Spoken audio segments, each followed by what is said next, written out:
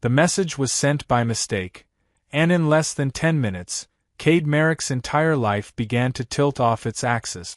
It took one careless tap on a cracked communicator screen, one exhausted blink, one breath too late to stop it. The words weren't dangerous. Not really. Just a stupid, harmless joke meant for his closest friend. But when the confirmation light blinked green, Cade felt the blood drain from his face as he realized exactly who had received it. His boss. Not just any boss. Director Sarai Corinth, cold, untouchable, legendary. The woman who ran Waypoint Tarsus with surgical precision and zero tolerance for human error. 6 minutes later, the external sensors chimed. Cade froze in the middle of his maintenance bay, welding torch still hissing in his hand. Sparks fell to the floor, unnoticed. His communicator trembled faintly against his palm, as if mocking him. On the security monitor mounted above the door, the feed activated automatically. She was standing there. Tall. Still. Impossible to ignore. Sarai Corinth's skin shimmered faintly under the harsh industrial lights, shades of deep blue and violet shifting like oil on water. Thin bioluminescent markings traced her cheekbones and temples in elegant, lightning-like patterns. Her amber eyes, slitted, alien, terrifyingly sharp, looked directly into the camera. Not past it. At him. Cade swallowed hard. At 34, Cade Merrick had survived worse than this. He had survived the call that told him his wife's shuttle never made it out of a reactor failure. He had survived holding his 2-year-old daughter while explaining, again and again, that mommy wasn't coming home. He had survived grief heavy enough to feel radioactive in his bones. But this? This might actually end him.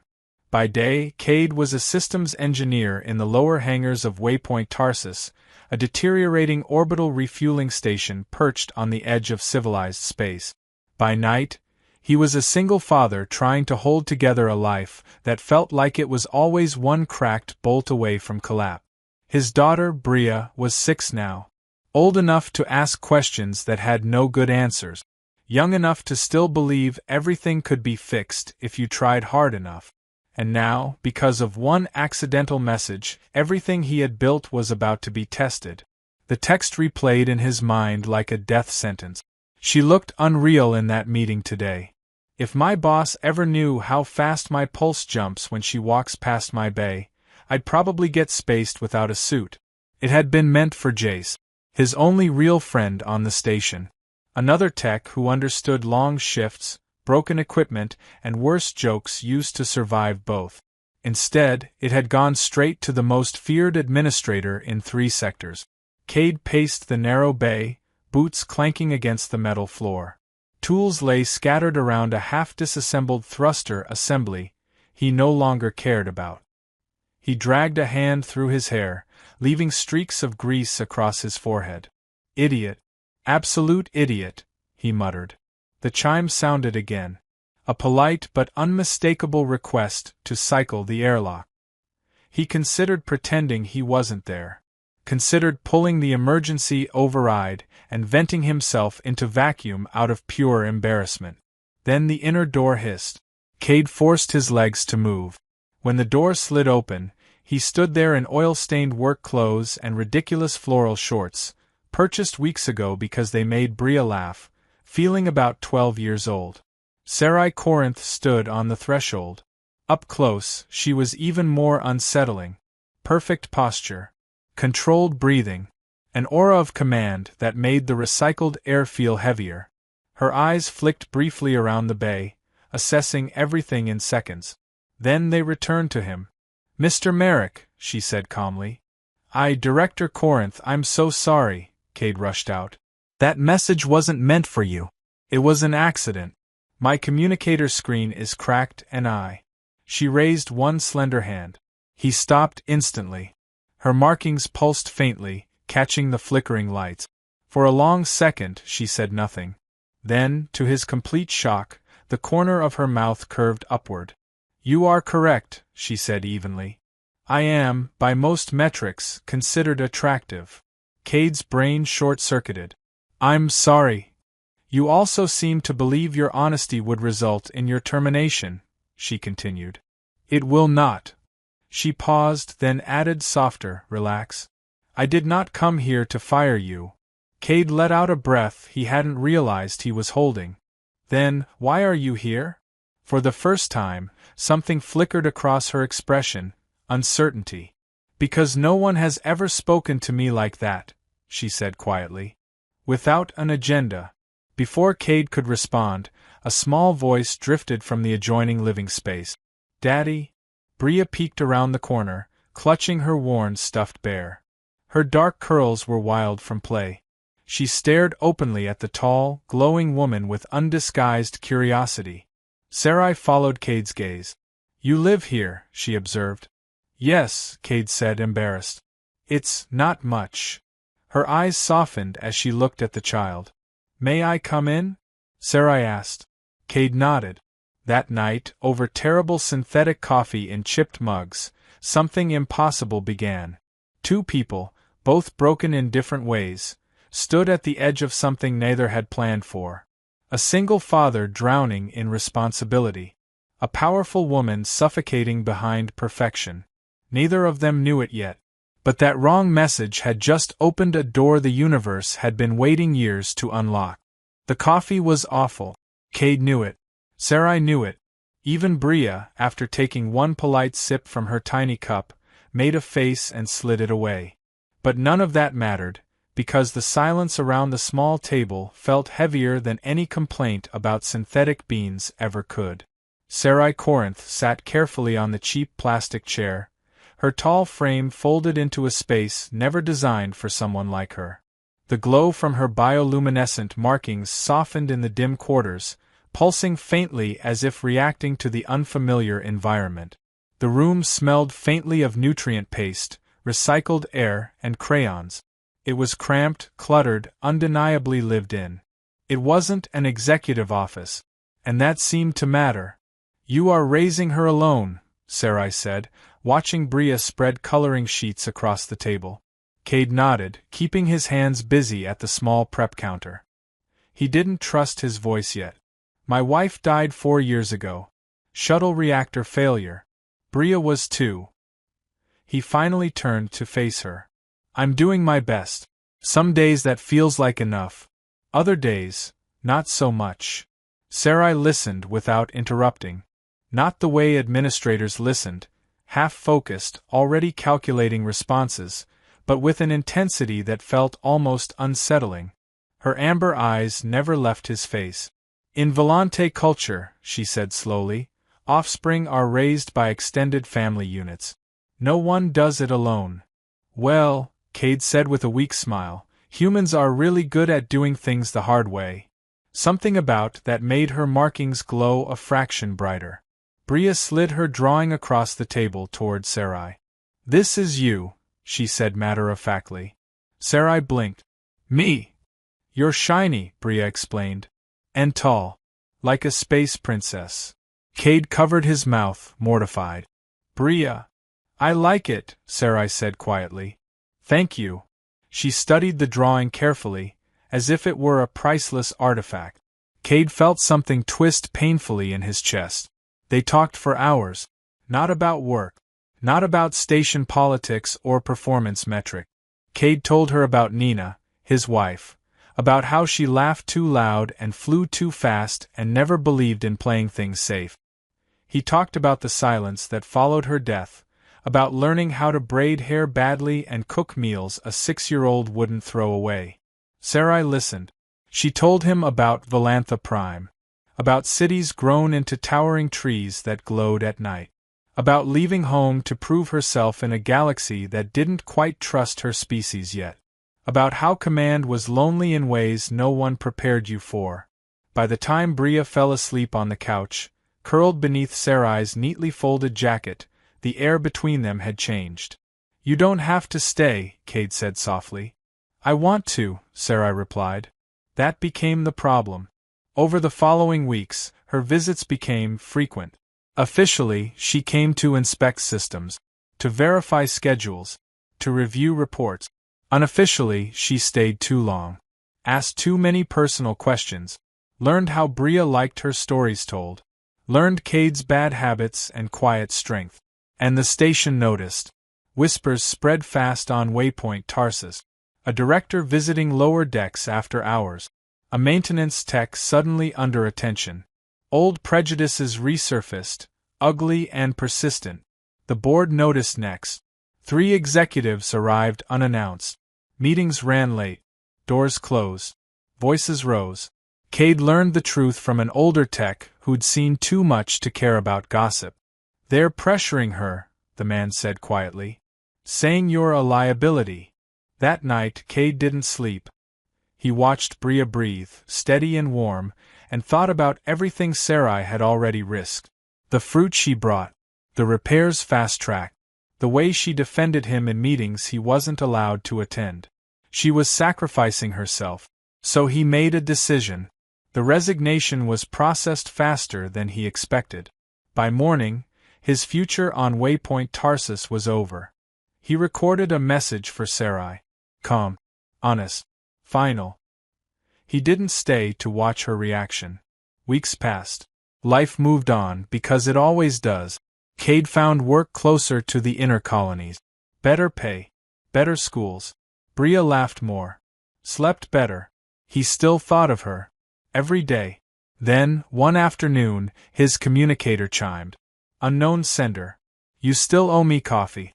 Real coffee this time. His heart nearly stopped. Sarai stood outside a small civilian cafe when he arrived, no longer wearing the armor of authority. Just herself. "I resigned," she said simply. Bria ran into her arms. And for the first time in years, Cade felt something inside him finally loosen. But the universe wasn't done testing them yet. The cafe smelled like roasted beans and warm sugar, a scent so rich it almost felt unreal after years of synthetic substitute. Cade sat across from Sarai, his hands wrapped tightly around a ceramic cup, afraid that if he let go, this moment might dissolve. She looked different without the weight of command. No tailored executive attire. No corporate insignia. Just simple clothing in deep blues that complemented the natural glow of her skin. Her bioluminescent markings pulsed softly, no longer restrained by the discipline she once wore like armor. "I walked away from everything," Sarai said quietly. "Not because the board forced me to. Because staying meant losing myself." Cade exhaled slowly. "You shouldn't have had to do that. I never wanted to be the reason." "You were not," she interrupted gently. "You were the reminder." Bria stirred beside them, sipping hot chocolate with exaggerated seriousness. "You're staying, right?" she asked. Sarai smiled. "If your father will allow it." Cade laughed softly, a sound that felt strange in his own ears. "I think I can manage that." They didn't define anything that day. No promises. No declarations. Just coffee, laughter, and the quiet understanding that whatever this was, it mattered. The following months were not easy. Sarai struggled with the absence of structure. For the first time since leaving her home world, she woke without directives waiting in her inbox. No crises demanding immediate resolution. Freedom, it turned out, was unsettling.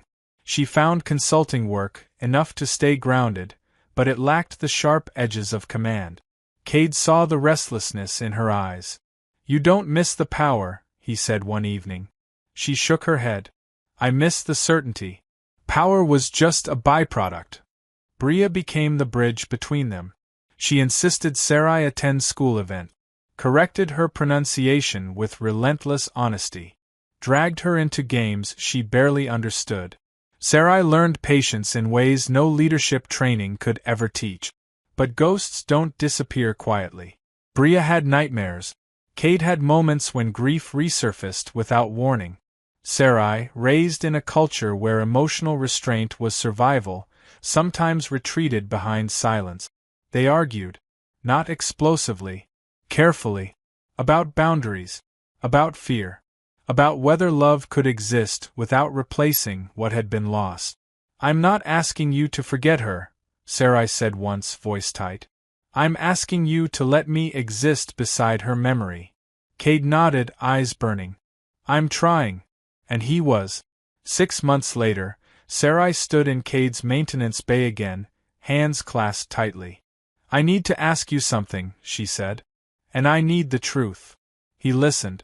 She spoke of the future, of species differences, of raising a child across cultures, of whether she was simply a chapter in his healing or something permanent. Cade answered without hesitation. I choose you, he said. Not instead of what I lost, but because of what I survived. Her markings flared bright. 2 years passed. The galaxy did not notice. There were no headlines, no grand declarations, just 2 lives slowly knitting together. They married on a quiet inner colony world. A ceremony woven from 2 cultures, awkward and beautiful. Bria scattered preserved earth flowers, laughing as petals stuck to her shoes. Jace made terrible jokes. Sarai's clutch sister watched with awe. Cade looked up at the open sky and whispered thanks to a woman he would never stop loving. That night, Sarai found him standing at the edge of the celebration.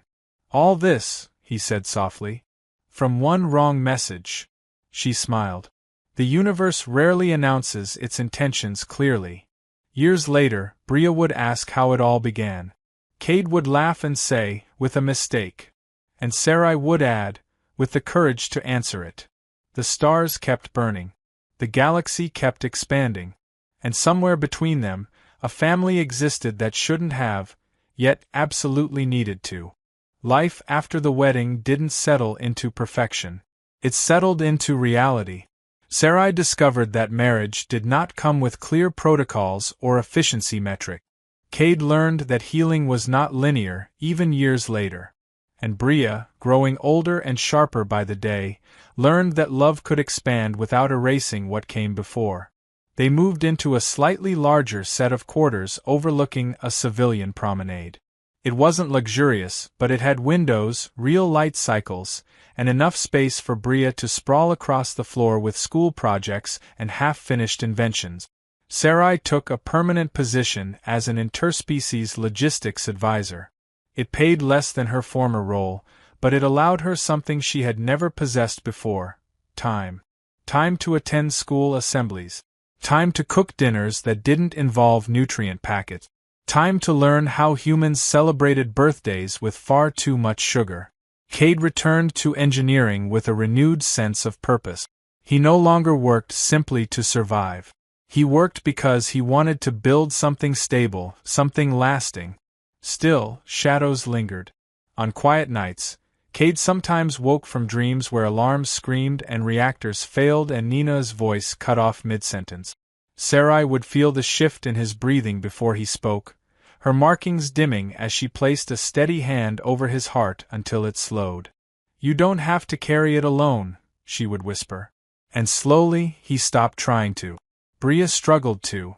As she grew, questions became sharper, more specific. Why did Mommy have to die? Would she like Sarai?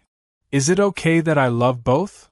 One evening, after Bria had retreated to her room, Cade sat heavily at the table, staring at nothing. I'm afraid of answering wrong, he admitted. Sarai reached for his hand. There is no wrong answer when it comes from honesty. They decided together how to speak of Nina, not as a ghost, not as a taboo, but as a presence that shaped their family without defining it. They framed old photos, told stories, let grief breathe. And the universe, as always, tested them again. A transport accident near their sector reignited old prejudices. Rumors spread. Commentators questioned mixed-species families. Sarai's name resurfaced in corporate channels, not with admiration, but with suspicion. Once again, eyes watched. This time, Cade saw the tension in her shoulders before she spoke. They are questioning my influence, Sarai said. Suggesting I manipulate outcomes. That I compromised myself. Cade felt the old fear rise, but it didn't own him anymore. Then we face it, he said simply. They did.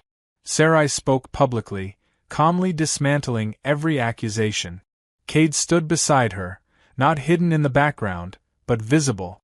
Bria watched from home, fists clenched in fierce loyalty. The storm passed. What remained was stronger than before. Years slipped by quietly. Bria grew taller, louder, curious about everything. She learned Volante navigation patterns from Sarai and human engineering basics from Cade. She talked about becoming a systems pilot, or an explorer, or maybe both. One night, after a school project on family origins, Bria sat between them, serious. "You know," she said, "most people don't understand us." Sarai smiled. "That has always been true.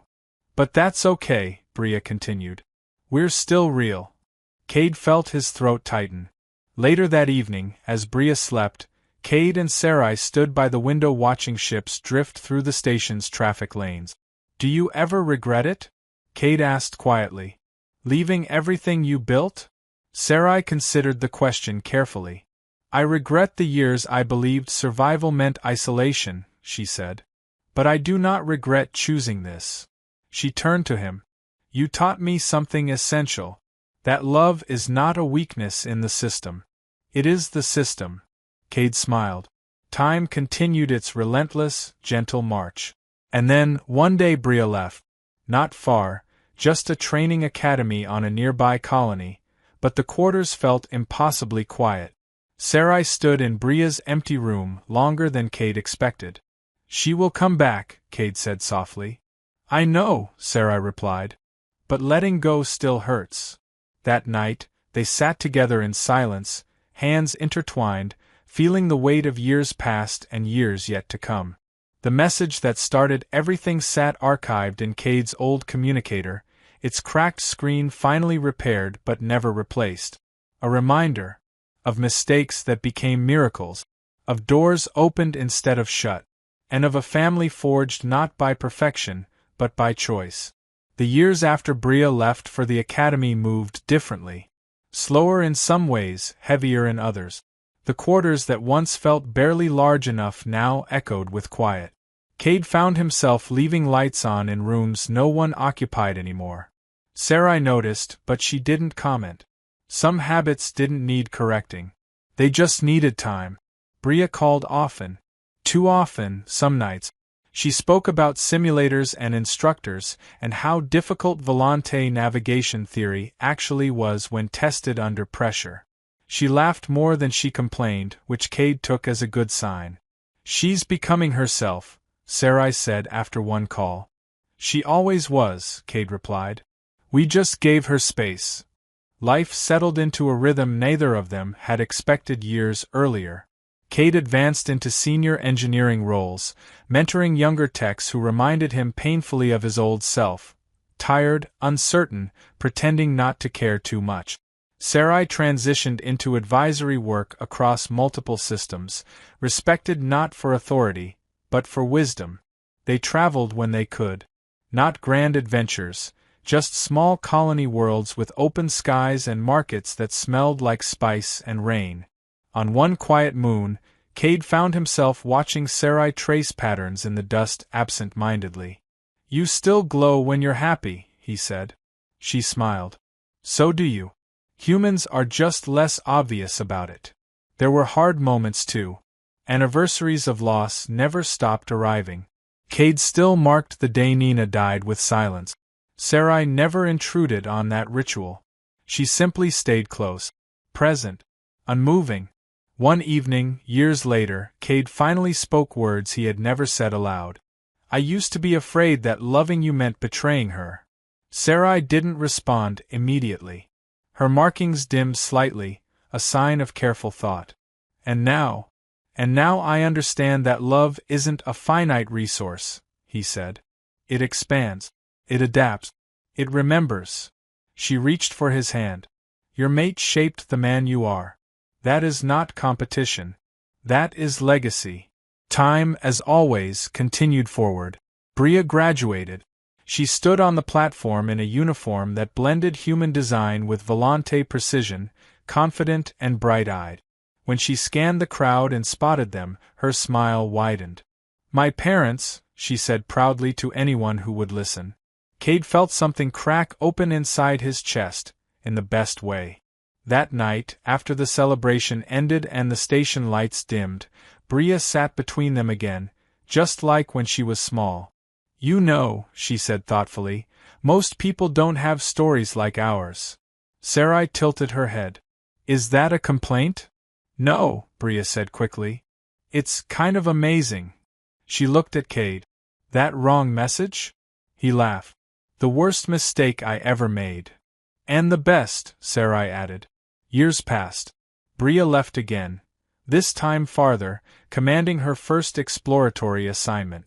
Cade aged more noticeably than Sarai did, though she never treated it as anything but another shared phase. She adapted, learned, loved with the same quiet intensity she always had.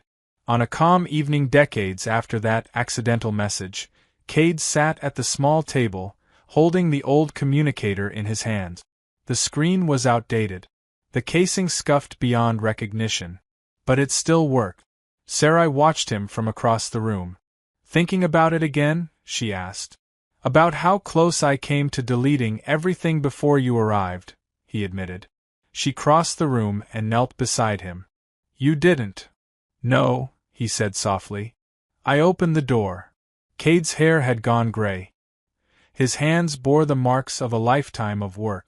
Sarai's markings had dimmed with age, but her eyes remained sharp, steady, kind. They sat together in comfortable silence. Outside the viewport, stars burned just as they always had, ancient, indifferent, beautiful. Do you think the universe planned this? Cade asked. Sarai considered it carefully. I think the universe creates opportunities. Choice does the rest. He smiled. Then I'm glad we chose wrong. She laughed, a sound like soft chimes carried on recycled air. Long after Cade was gone, Bria would tell the story to others. About a tired engineer. A powerful volante director. A message sent by mistake. A door opened instead of closed. And Sarai, older now, would sit beside her, adding gently, sometimes the universe hides its greatest gifts inside accidents. The stars would keep burning. Stories would keep forming. And somewhere between all of it, love would continue to arrive uninvited, asking only one thing in return. Are you brave enough to answer?